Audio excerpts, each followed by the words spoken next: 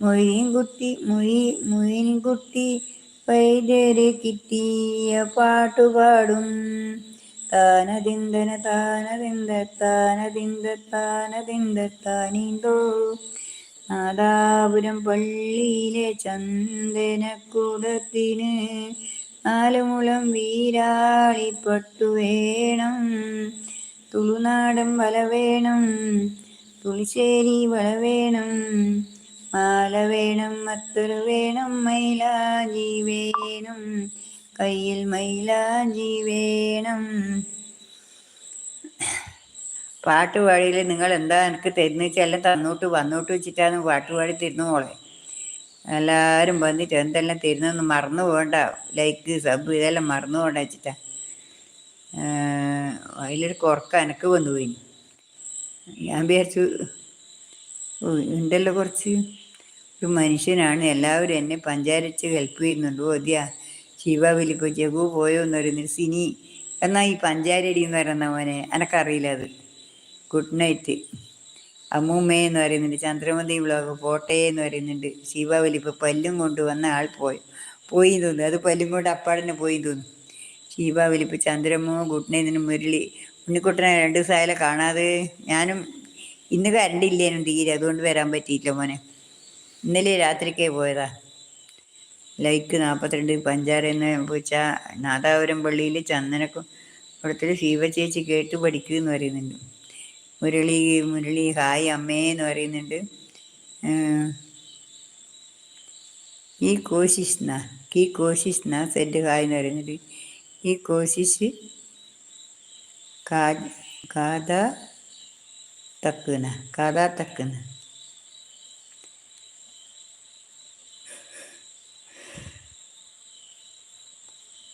ഷീബാവിലി like അടിക്കാത്തവർ like അടിക്കണേ എന്ന് പറയുന്നുണ്ട്. ഷീബാവിലി ഇപ്പോൾ ഉണ്ണിക്കുട്ടാന്ന് വിളിക്കുന്നുണ്ട്. പഞ്ചാരന്ന് ചത്ത പൂച്ച. എല്ലാവരും എന്നെ പഞ്ചാര അടിക്കാൻ മറന്നാലും അമ്മച്ചിക്ക് ലൈക്ക് അടിക്കാൻ മറക്കല്ലേ എന്ന്.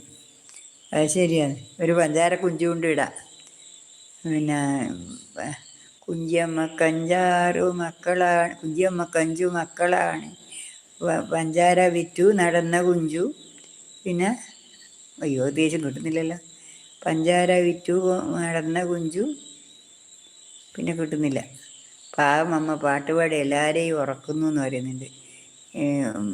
മുരളി ഷോപ്പിൽ തിരക്ക് തുടങ്ങി, അത് ലൈവിൽ കയറാൻ പറ്റാത്തത്. ആയിക്കോട്ടെ ആതിരയോട് കയറാൻ ഞാൻ പറയാറുണ്ട് തന്നെ. ആയിക്കോട്ടെ മോനെ, സാരമില്ല.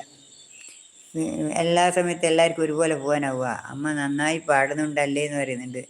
ഫുട്ബോൾ അടിച്ചിട്ട് സെറ്റ് ഹായ് എന്ന് പറയുന്നത്. ഇൻസാൻ ഹായ് അമ്മ ചോറ് കഴിച്ചോന്ന് ചോദിക്കുന്നുണ്ട്. ഷോബാബിലിപ്പ് ആതിര ഉറങ്ങിയെന്ന് ചോദിക്കുന്നുണ്ട്.